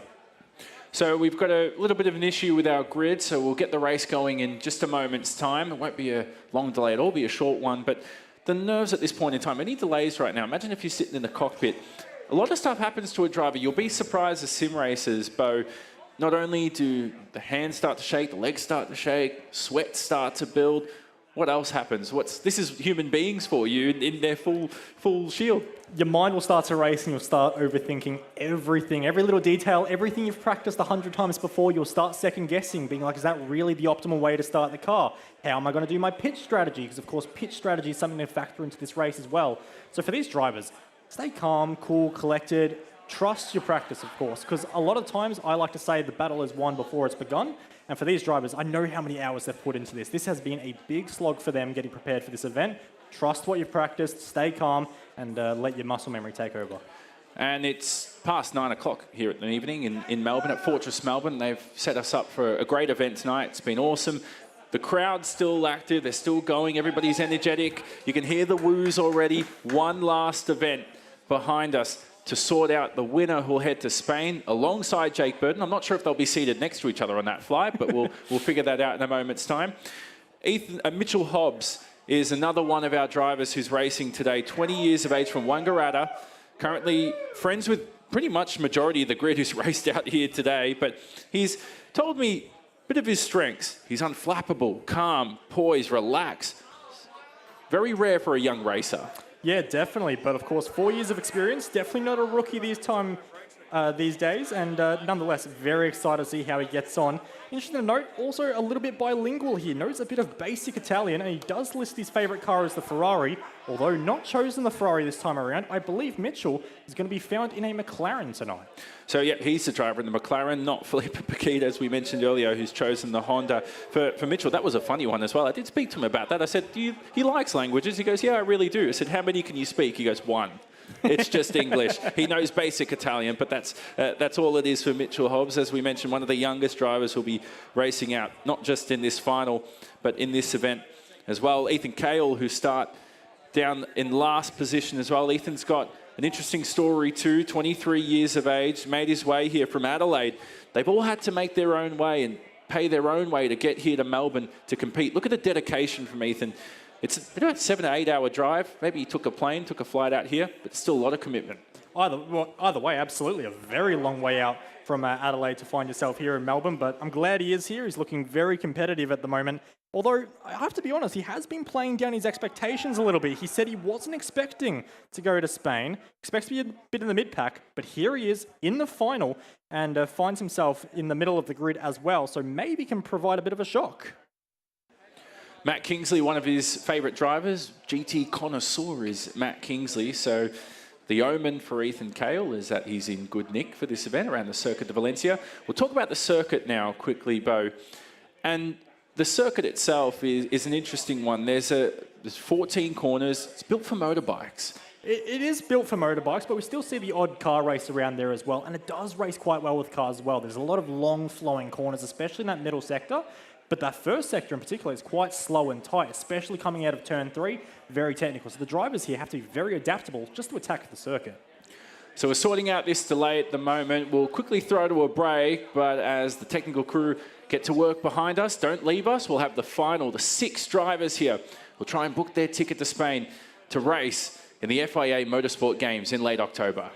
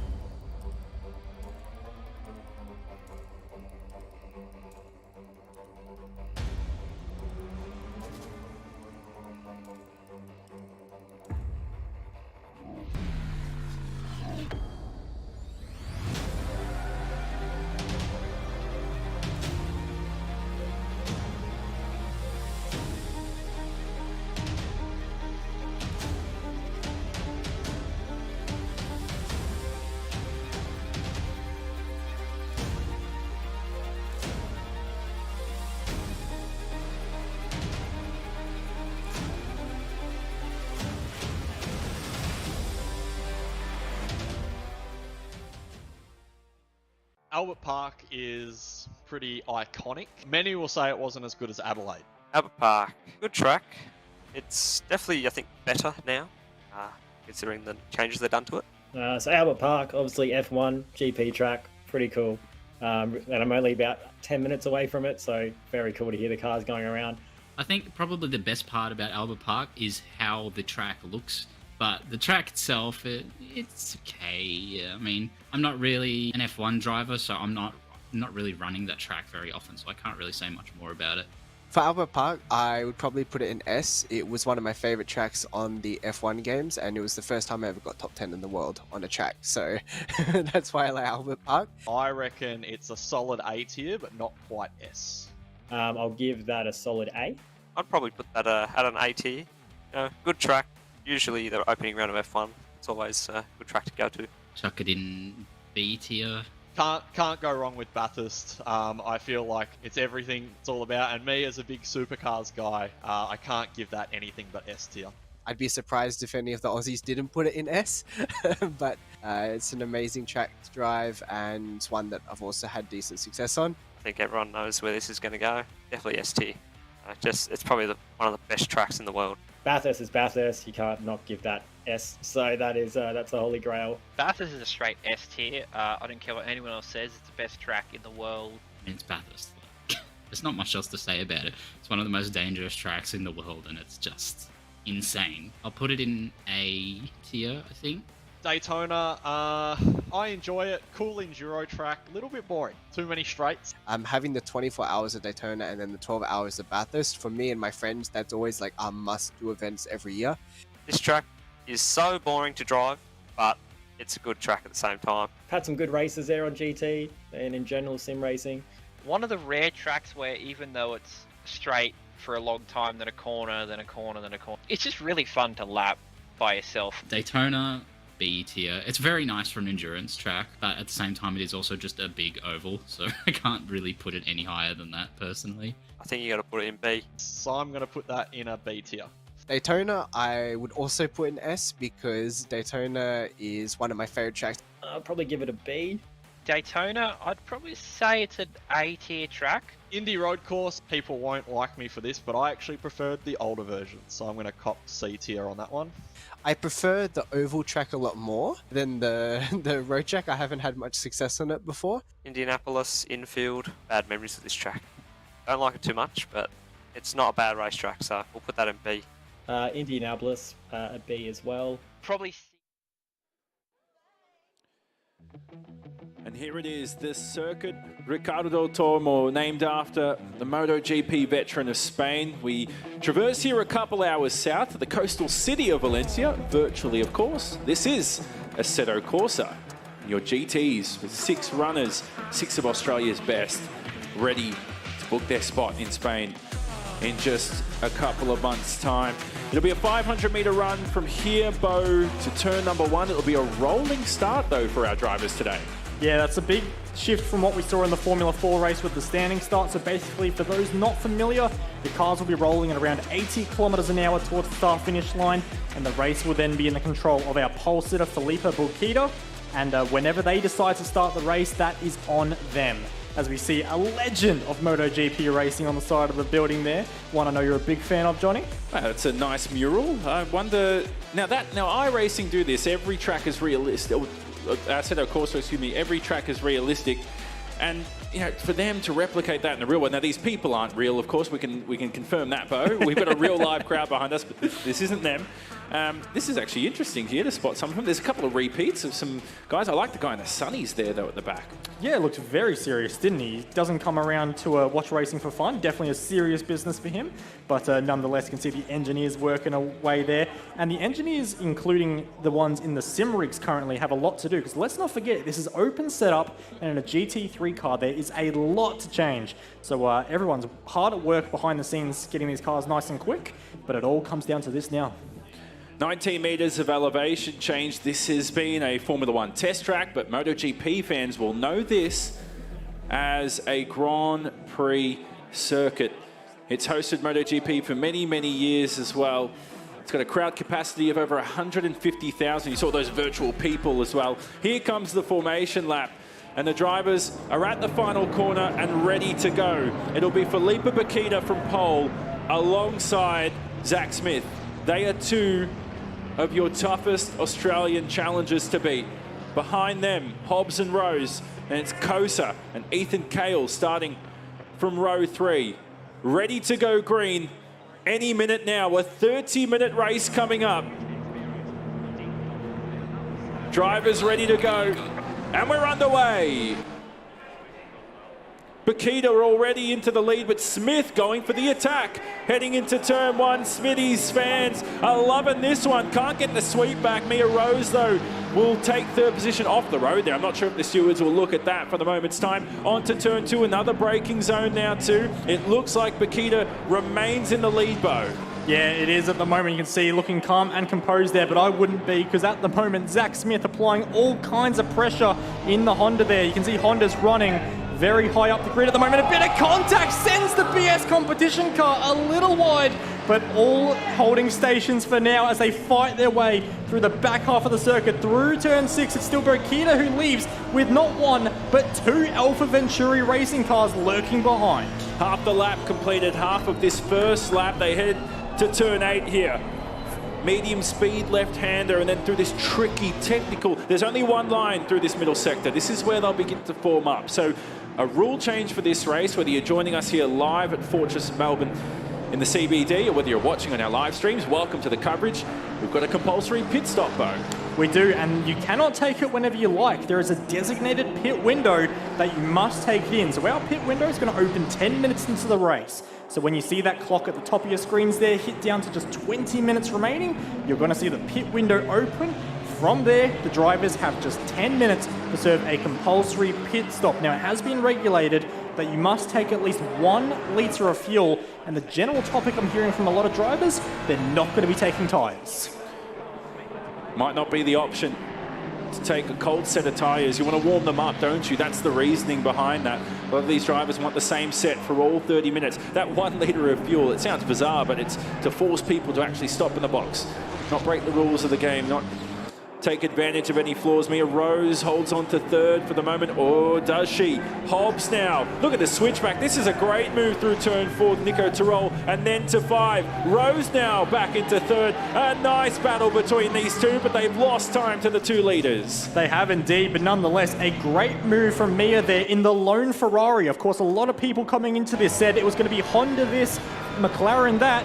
Well, she's rocked up in a Ferrari and is proving everyone wrong at the moment, currently sitting on the podium in a great little fight at the moment as they work their way through turn number 8 and into this tricky little section. But you're right, you see a big gap at the moment, almost 2 seconds between Mia Rose and Zach Smith.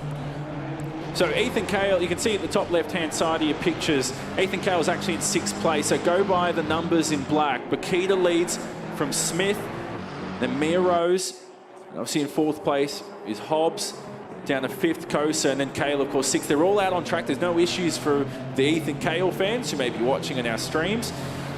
23-year-old from Adelaide, who we spoke about earlier, made his way here to Melbourne to try and book his chance over in Spain. Mia Rose, as you can see, that's some good awareness there, watching the stream as she's driving. And another thing just to note there as well that we picked up on earlier, Jonathan, is that on the front of her car there in the cockpit view, she has a little motivational message to herself.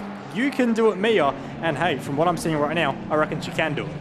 I think when I was racing, I needed something like that. I was kicking my teeth every 2 seconds, so I like that.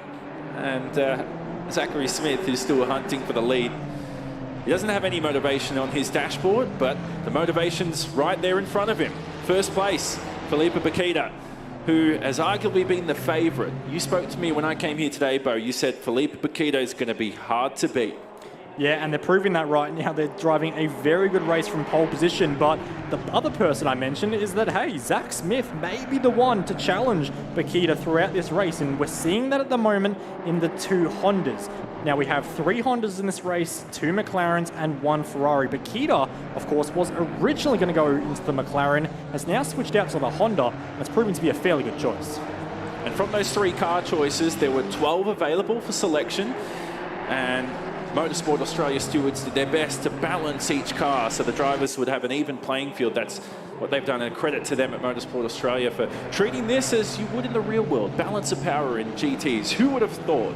Yeah, and of course the reason for balanced performance, for those that are a bit unfamiliar, is what we're looking at in this race. Of course, it's not the best example with 3 mid-engine cars, but with GT3, there's so many different makes and models, because this class also includes the likes of the huge Bentley Continental, the Nissan GTR front engine, the Mercedes as well. A lot of these cars, very different makeups. They try and balance them all to be the equal performance and with their own strengths and weaknesses. And what I'm seeing right now is the Alpha Venturi car of Mitchell Hobbs not having the strength in the braking zones, out braking himself.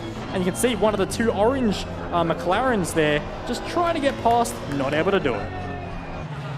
Thrilling battle here throughout the field. We had this in the iRacing event about an hour ago. We had a couple of different groups of drivers. The second group ended up containing our winner, Jake Burton. This time around, you see Bakita and Smith in first. They're battling for first position. Will we see another incident, Bo? I don't want to speculate, but they are 2 very competitive races. Absolutely. Lightning's already struck once tonight, so I wouldn't be surprised if it does a second time. But at the same time, Bakita and Zach Smith, 2 very clean races. All the races I have seen them do, they've always been sure to keep it nice and clean. So we'll see what happens there, but we are just 4 minutes away from our pit window. A big curveball in this particular race, and it's going to be interesting to see when these drivers want to take it. But I'm probably picking a lot of them are going to come in nice and early, especially those at the back of the field, get themselves some nice clean air. That was the talk of the virtual paddock. It's brilliant having these live events. You don't have to message anyone on Facebook Messenger or anything. Now, Ethan Cale's come in. Is that a little bit early there.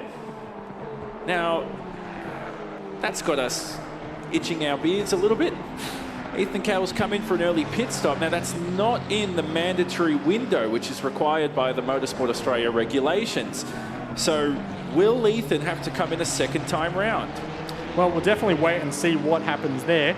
But at the moment, we'll see if anyone else is willing to come in over the next couple of laps. But our impression was, of course, the pit window opens with just 20 minutes remaining in the race. But hey, he may know something that we do not. And could that be the ticket for him to find his way on a plane heading to Valencia? But we are hearing in our ear from our race directors that he will have to serve another pit stop later in this race. So nonetheless, the pit window remains as we thought. As we see here, Koza up the inside of Hobbs, a very deep move under brakes, and gets the job done. You can see Hobbs tried to get him back on the switchback, but was not able to, and a shake of the head. He's disappointed, isn't he? That was too easy for Koza in front. And got a bit of a round of applause, that pass. So nice action here 8 minutes into the event. But certainly not a point of the racetrack you want to be past at. No, not at all. It's a very tricky one because it's very hard to try and respond at that point. Like you say, it's a one-line section of the racetrack, and definitely no way to get a switchback as Bokita at the moment setting some phenomenal times out front and is beginning to get that gap out very nicely. Yeah, 1 minute 30 at the moment for Felipe Bokita. Only 30.5. The quickest lap time around here is unofficially 1 minute 8 seconds. You want to guess who? Anthony Davidson in a Formula One car. That was during testing. There you go. There's been a couple of Formula One cars that have gone around this particular circuit. Of course, I remember Valentino Rossi, of all people, took one around here a couple of years ago as well, in a bit of a car swap with Lewis Hamilton, getting to see Hamilton on the bike as well. But I'll tell you what, I don't think either of them went around the circuit quite as quickly as Bokita currently. MotoGP fanatics will be obsessed with this venue. We talked about the Google review, which I mentioned earlier. Dolores sent one in to Google saying any MotoGP freaks who come from all over Europe will cheer and greet their favorite drivers. She says every bike lover should visit this venue. 5 stars. How about that? There you go, 5 stars. It's not a bad review at all. And hey, it's making me want to go to Valencia in all honesty. So thank you very much for another beautiful Google review. Well, you should have entered, but you could have booked your ticket here in this final. Have you seen the grid we've got here? I'm not competing with this. Felipe Bokita is something else. 2022 FIA Motorsport Games finalist. Raced in several Motorsport Australia Esports events. And I spoke to Felipe earlier. I said, you seem to race like fine wine. You only get better as the race goes on. Kind of half disagreed, but at the moment, proving my point a little bit, I'd say. Yeah, maybe they don't even know what kind of wine they are, but absolutely at the moment doing a phenomenal job. And you can see there on the scoring screen as well, holds the fastest lap in this race as well. So everything looking very, very good right now. But come the end of this lap, the pit window will be open. So for Bokita, if this was the F4 race, broken the draft, nice and comfy, 20 minutes to go, bring it home, nice and easy. However, in this case, they still have a pit stop to deal with, and when we talk pit stops, one thing that can throw anything into chaos is speeding in the pit lane. So for Bokita, plain sailing for now, but many more factors to consider. Sounds a bit weird, Bo, but most drivers, they put in as much practice into the pit stop phase than they do the driving phase. So the pit window is now open. They've got 10 minutes, these drivers, to come into the lane. And we're expecting them all in on this first lap, but is somebody going to throw in a curveball? Well, you'd like to think so. Someone like Mitchell Hobbs right now, who's stuck behind the car in front, this could be the opportunity, because of course, one thing that's going to happen when you're following another car is the dirty air. The car's going to be understeering a lot more. You can see a bit of a snap of oversteer even on the exit of that particular corner there for Mitchell Hobbs. So for him, what he probably needs to do is whatever the driver in front of Koza doesn't do. If he pits, he stays out. If Koza stays out, then Mitchell Hobbs, he needs to pit. This is where it's going to get very interesting. Through the middle sector they go, through the final sector they go. Nobody opts for the lane this time round. They all continue. Bit of a stalemate. Nobody bites first on that pit stop. Yeah, a bit of an interesting one. We all sort of expected them to pit quite early, but they're proving us wrong at the moment. But we'll see what they go. Of course, it's not a 1 or 2 lap window. With a 10-minute window, we're probably looking at somewhere in the range of 6 to 7 laps that the pit window is actually going to be open. So they've got a lot of options up their sleeve if they so wish. And yeah, it's all about getting yourself into some good track position. But at the same time, are we going to see anyone do anything a little bit different on pit strategy? Because we all know time lost in the pits is often a lot more costly than time lost on track. Do you remember the Formula E race around here where everybody ran out of battery on the final lap? Yes. We hope something like that doesn't happen today. Hopefully everyone's fueled up their cars. That was quite a bizarre ending. That was at this circuit, the Circuit de Valencia. Of course, the circuit was slightly different. They did take a couple shortcuts, didn't take the full layout. There was a chicane on the main straight as well. A 900-meter main straight to overtake, to slipstream, to make critical moves. And Bakita, I mean, Felipe's proven my point right here. Yeah? Yeah. Races like fine wine, getting quicker and better as the race goes on. A 4-second lead almost, about 3.5 to 4 seconds at the moment. But does anybody bite on that pit stop? There's 7 minutes remaining in that window. Yeah, it looks like at the moment everyone's choosing to stay out a bit, so maybe they were feeding us some wrong information earlier, just trying to hide their secrets from one another. But yeah, at the moment everyone's staying out. When looking at the lap times, Mia Rose doing a great job at the moment in position number 3 in the lone Ferrari. Now that's Jamie Kosa, who's got a dashing mustache, it has to be said. I hope he can hear us. I'd love to get a chuckle out of him, but he's laser focused as he drives in his next level racing rigs, thanks to MOZA Racing as well. The wheel and pedals for each of these drivers. The feedback from the drivers today, I said, how are those wheel and pedals? They said MOZA Racing provides some of the best they've ever used. And these are some drivers who've used other top brands, which I'm not going to name. It's Kosa in 4th position, got a lot of time to make up. 1.9 seconds behind Mia Rose. Mia Rose's history is a little bit different. Started on iRacing and moved to Assetto Corsa. You don't see that often. No, definitely not. And I know she is one of the drivers that does actually float around on quite a different number of sims as well. So very versatile in that respect. That she does a lot of iRacing, she does a lot of Assetto Corsa, and also competes on some other platforms such as rFactor 2 as well. And on that, she walked away as the winner of the 2022 Le Mans Virtual Cup. So definitely very talented on multiple sims too. Felipe Bakita, we ride on board with, and continues. You're a World Championship sim racer, Bo. You should have seen that happening earlier where they're all lying to you about coming in early. Pit stop though, Zach Smith. He's in. Does anybody join Smith in the lane? It's just him at the moment. He'll go all the way down to, I think Kale is pitted as well, unless that timing graphic is a little bit wrong. So we'll keep you posted on that. But Zach Smith at the moment makes his pit stop. So it's the compulsory pit stop that's required.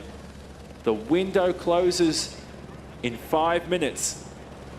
And Smith will have to take 1 litre of fuel. That's required under the Motorsport Australia regulations. Doesn't have to take tyres though, and we're not expecting him to. Yeah, so we're probably not going to see the undercut effect that you might see in other racing series such as Formula 1 or the likes, where a driver will slap on new tyres before the other drivers decide to come into the pits. They'll get a big time advantage on those fresh tyres. We're probably not expecting to see that. In fact, now that we think about it, it might actually be the overcut that's more effective in the case that you're actually holding onto your warmer tyres for a little bit longer. So while someone like Zach Smith pits and then has to try and reheat his tyres back up, these drivers are already running around on very warm tyres. However, of course, everyone has to take a compulsory pit stop, so they're all going to have to go through that pain at some point. It's just when they choose to do it. But we'll keep an eye on how Zach Smith's lap times are going, see if he can close that gap down to Bakita at all. So we'll see if they come in this time around. I love that about Assetto Corsa. If you heard in the background there, virtual race control, robotic voice, halfway through the race. Across the 15-minute mark, Bakita continues. And we'll have to pit. I mean, I think she could squeeze in 2 more laps and would then have to pit in on the 3rd. It would be, I think, with about 10 seconds to go. Do you take that risk, though? In an event like this, with the lead she's got? Yeah, absolutely. It's definitely a bit of a risky one if you want to play it that late. But we'll see what they decide to do in the end. As you can see, they're starting to slide around a little bit there. And I know, of course, a GT3 car, plenty of assists on it, including ABS, anti-lock brakes, and traction control systems. That, yeah, they're a little bit harder to slide around, so the fact that Bakita is throwing the car around probably says the tyres are beginning to be a little bit past their best. And if they are overheating at all, maybe that's a good chance for them to come into the pits and get another look at the motivational messages on Mia's car. You can do it, Mia. Right on the dashboard. Good bit of motivation. Interesting story with Mia Rose. First woman to win an SRO esports race. That was in the 2020 SRO Asia finale. The funny part about that was, and a very glorious story, wife proposed to her right after winning during the in-lap. But I asked if it was during the checkered flag. I said, no, not that quick. It was during the in-lap. Today, if Mia can win it, well, can't be proposed to again, but maybe we'll get one of the Motorsport Australia stewards to kneel down and hand the ticket to Spain or something like that. It's definitely a unique story, isn't it? Of course, on an in-lap, most drivers are thinking about picking up marbles on their tyres and everything to get the weight in the car. She picked up a ring. Yep, not the championship ring, but as Mia comes into the pit stop, the second driver to make their stop. And that pit window closing very, very soon. Here it is. This is what goes through your mind as a driver in the pit stop? Is it a good time to refresh and relax and reset? It definitely can be, especially when you are taking a bigger load of fuel. Of course, in this one, it's only a very short pit stop, so they won't have as much time to relax. But at the same time, you can sort of just relax a little bit, get your mindset if you've had a bit of a bad opening stint, and try and reset for the second half of the race. But I tell you what, when you're cruising down at 80 kilometers an hour, down that super long pit stop, it does feel very, very slow as we see Zach Smith come out ahead of Mia Rose, who's just rejoining the circuit now. So on corrected order, essentially, we're still looking at Zach Smith running in second, with Mia Rose holding third. But it's not enough. Only the winner earns their spot in Valencia. This very place, we're here virtually at the Circuit de Valencia at the FIA Motorsport Games in late October. So we've got an issue for Ethan Cale, which we're trying to figure out. Looks like it might be a drive-through penalty by the looks of it. Of course, got a DT mark next to his name. So that could be potentially for a track limit, I'm thinking, from Ethan Cale. So we'll see what happens there. But unfortunately for him, that might be race done as Bakita now dives into the pit lane. Felipe Bakita in the pit lane, our leader. This will be crucial to watch the gap to Zach Smith, who currently sits second essentially on the road. Kosa joins Bakita in the pit lane, and this will be their last opportunity to come in.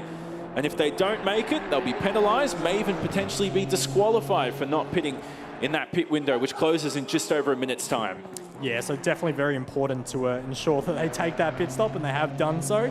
So as a lot of people like to say, at the end of this, the field will be cleansed and it will be the corrected order. You can see there, the little marker on Philip Bakita's name has been lifted off, so they are out of the pits and they will rejoin in first place ahead of Zachary Smith as the rest of our field now cycles through. So what you will see is the corrected order.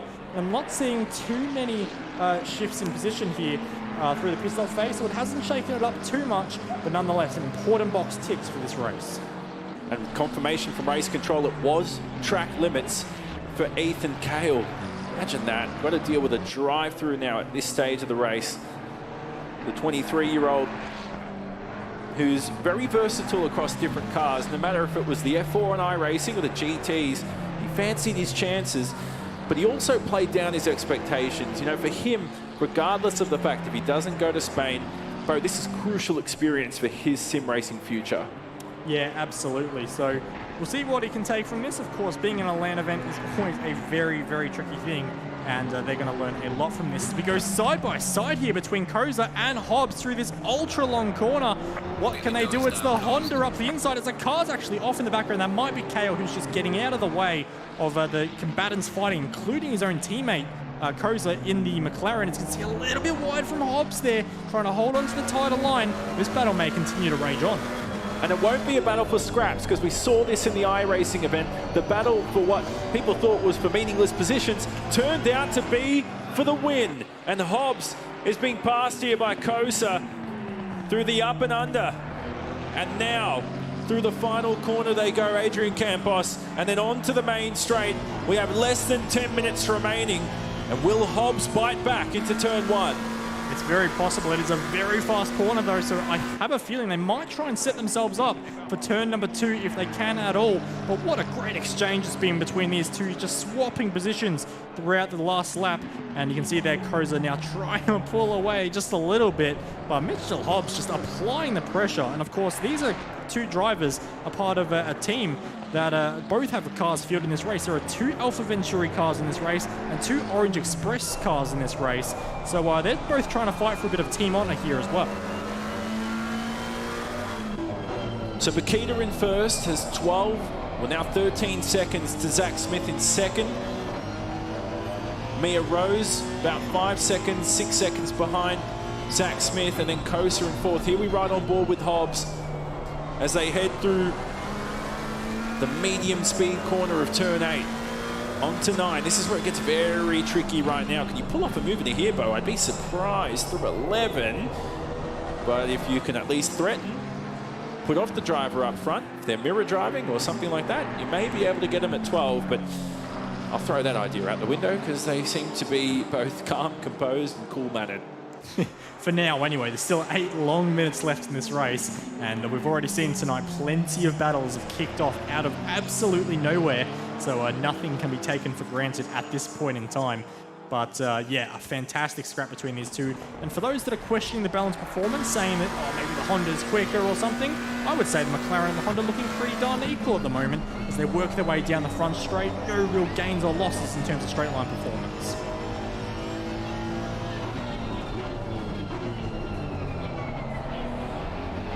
Sights and sounds of Assetto Corsa, our callers the sim. People tend to take tribes with different simulators, but each one offers its own advantages, its own different set of characteristics. Assetto Corsa and GTs are a match made in heaven. Look at these thrilling camera angles through the middle sector on towards this back straight. It's about 600 meters in length, and then the braking zone into turn 8, as we mentioned. A lot of history around this circuit, as we mentioned. It's hosted MotoGP, Formula E, the FIA GT Championship's been here as well. Named after 2-time motorcycle Grand Prix champ Ricardo Tormo, who unfortunately passed away from leukemia just 1 year before the circuit opened back in 1999. 6.5 minutes remaining in this one for Felipe Bakita, Bo. The chance to head to Spain. How magnificent is it? Yeah, well, it's a massive deal for him. Of course, not the first time they've been on that particular event either. Of course, in 2022, Bakita was the 2022 FIA Motorsport Games finalist and also the GT3 National Esports Cup winner. So when it comes to this event, Bakita is actually one of the more decorated drivers across both platforms. A driver with a history and definitely looking very strong at the moment to punch their way through to the Spanish finals once again. And of course, with a bit more experience this time around. So if they were to make the finals, they could be an even bigger threat than they were previously. I like this bit as well. Philippa loves playing Tekken away from sim racing.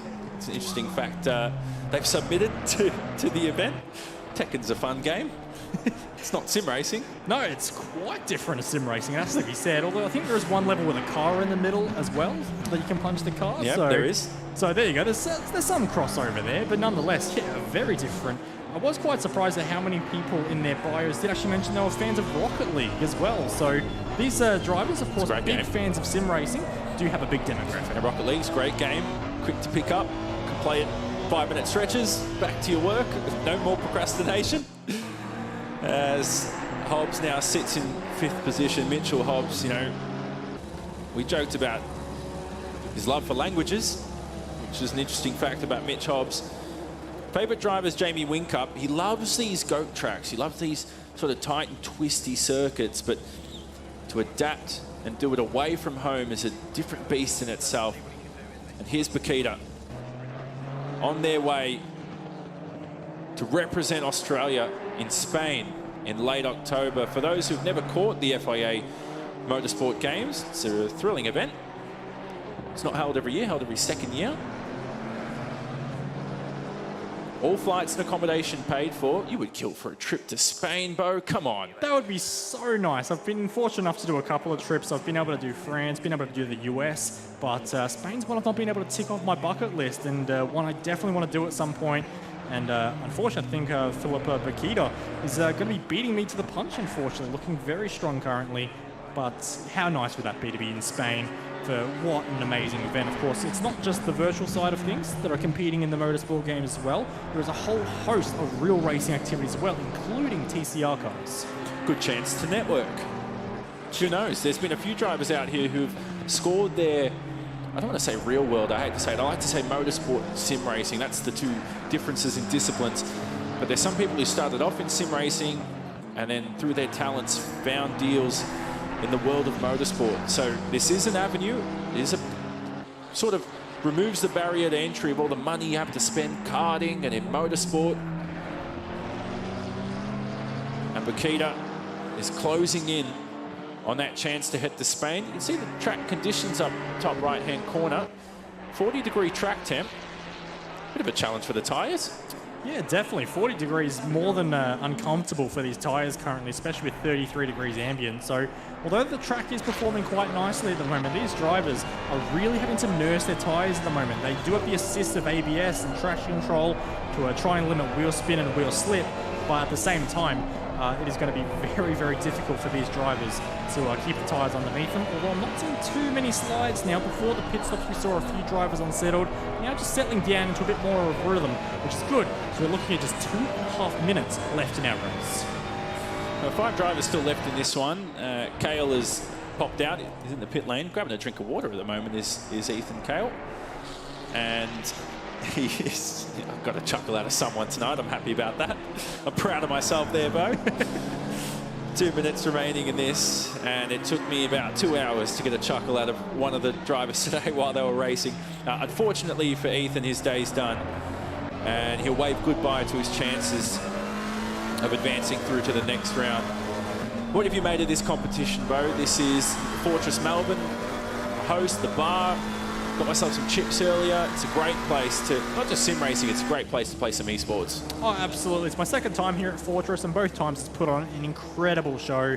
Last time we were fortunate enough to be here for an Alienware event, and it's great to have their support once again here in the Alienware arena tonight. And yeah, it's just been fantastic. They're always very hospitable with us and put on a great show. And how good have the drivers been tonight? Of course, competing in a LAN event is so difficult. The pressures of having your rivals right beside you, all the onlookers watching as well. So any little slip up they're going to see, but they have performed flawlessly tonight. It is great to see, and it's a shame to see the night end. Getting close to that final lap. You mentioned all the support we've had. How about the crowd tonight? The amount of people who stuck around through the delays, support their friends. We've had family as well. We've got a couple people cheering. Let's hear it on this final lap, everybody, because Filipa Bakita is on their way to joining Jake Burton in Spain. I don't know if they're going to actually wear green and gold. I just say that I'm in Olympic fever, Bo, but they'll be representing Australia nevertheless. There'll be one more lap after this one, and then we'll call it. The checkered flag will wave. It's not over yet. We have to stress. Well, yeah, absolutely. We were ready to call it either Damon Woods or Marcelo Rivera in the Formula 4 event, and then out of nowhere, it all turned on its head. So for Bakita, in a very strong, very comfortable position as it stands, but we all know motor racing is unpredictable. Anything can happen. And for Filipa Bakita, they are doing their very best to keep it on the island. Of course, representing BS Competition, one of the more successful outfits that broke out in 2018. And have just gone from strength to strength over multiple disciplines in the sim racing sphere. They've had so much success, and this is truly just another notch on their belt for an established team. Filipa loves Super GTs, loves Japan, would love to watch that one day. But the chance to Spain, to head to Spain could be even better. The 26-year-old, born and raised in Ballarat, made the long drive here down to Melbourne. It's got half a lap to go, half a lap until they earn that plane ticket to Spain in Valencia. They'll get to visit this circuit. They'll get to see where they want it. It's been a long day for Filipa. They went through a first round of qualifiers, 15-minute session. They advanced through that, passed all the LCQs. We started with 11 today. We eliminated 5. We headed to this final with 6, and only 1 will stand on top of that virtual podium. And through the final corner, let's hear it, everybody, for Filippa Bakita. The weight of the world off their shoulders as they cross the line and win that ticket to represent Australia at the FIA Motorsport Games in Valencia in Spain. Joy, jubilation, and relief.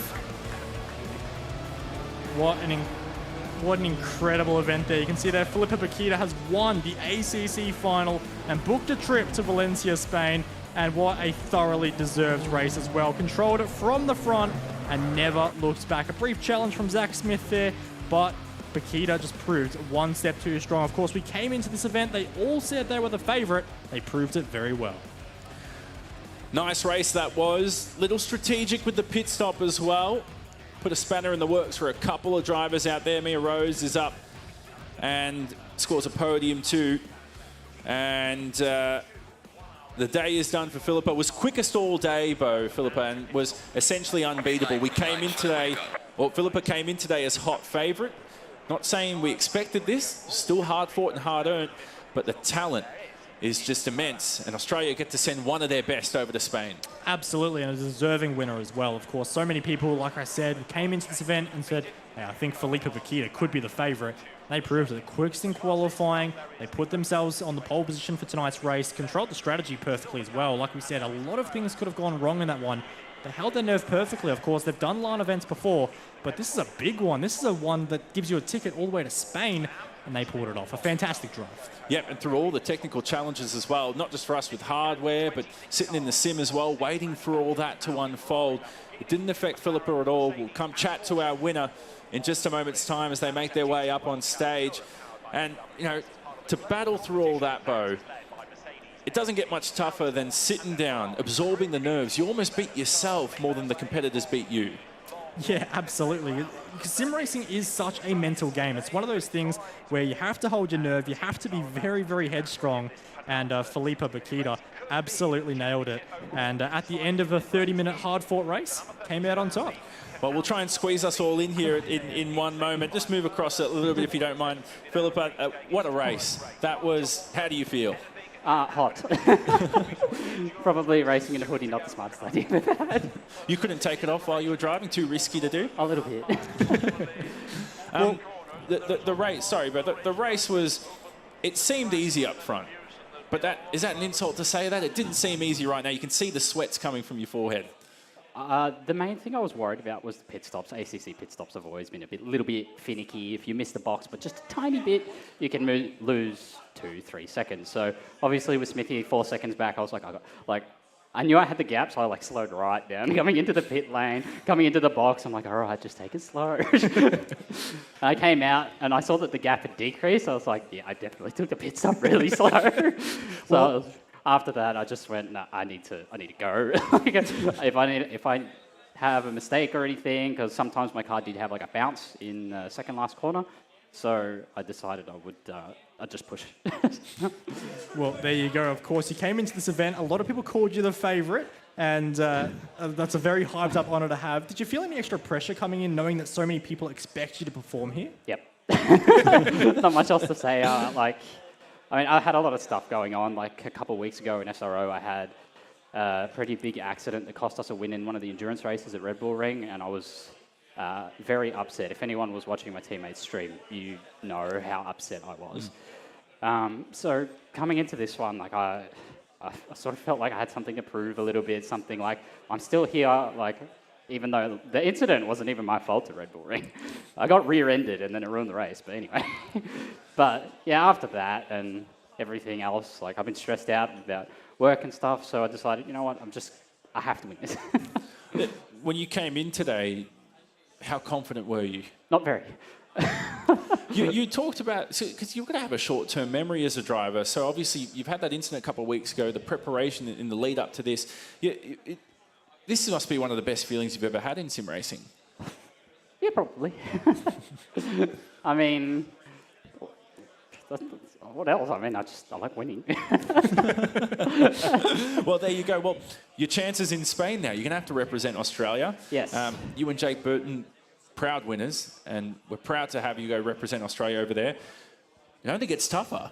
Yes. Are you down for the challenge? Of course, I did it before. I can do it again. Was it 2019? 2022. 2022, that was it. Now, can you tell us, the viewers, a little bit more about that experience? Well, the format was a bit hard to comprehend when I first got there. I went in knowing that I had the car number 1 because in the previous event on Gran Turismo, we had a winner from Australia as well. So I was a little bit under pressure already having car number 1. Oh, big.